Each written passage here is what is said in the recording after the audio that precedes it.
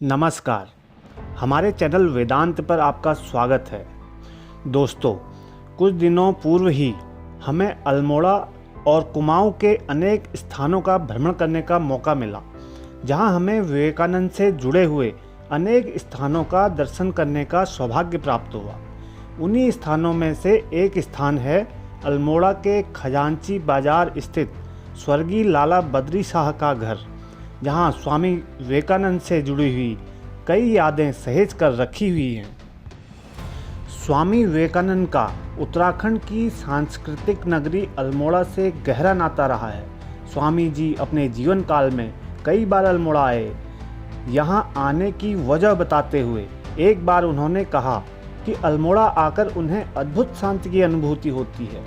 स्वामी जी की अल्मोड़ा यात्रा का शुभारंभ पहली बार सन 1890 की यात्रा के दौरान काकड़ी घाट में स्थित पीपल के पेड़ के नीचे उन्हें ज्ञान प्राप्त करने के उपरांत हुआ था। काकड़ी घाट से स्वामी जी अल्मोड़ा की तरफ चल दिए।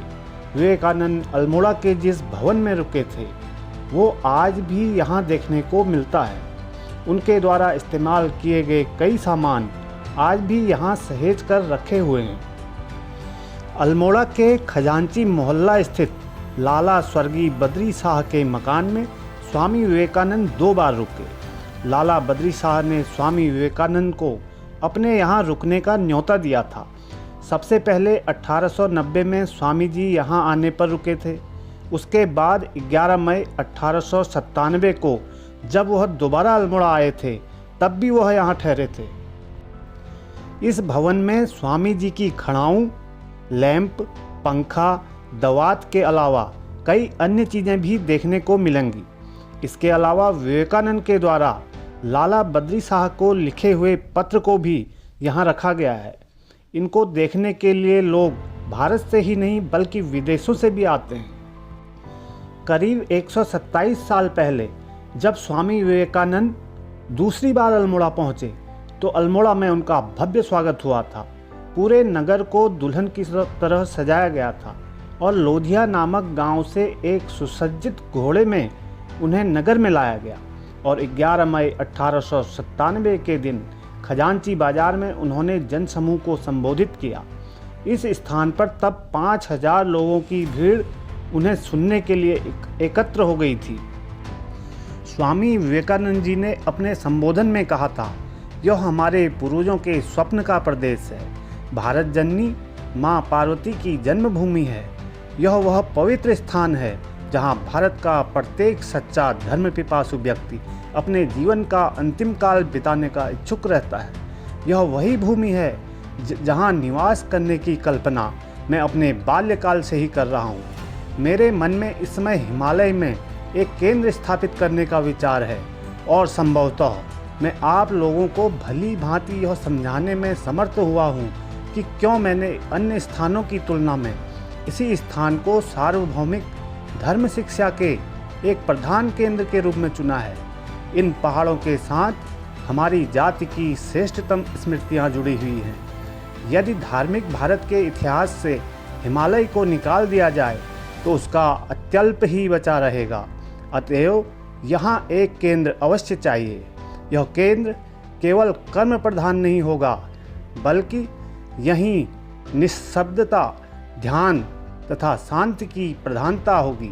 मुझे आशा है कि एक न एक दिन मैं इसे स्थापित कर सकूंगा।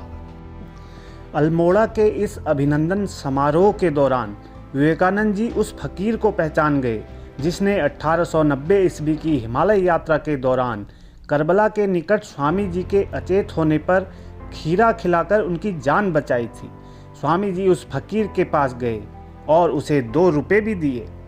1897 के भ्रमण के दौरान स्वामी विवेकानंद करीब 3 माह तक देवलधार और अल्मोड़ा में निवास किए।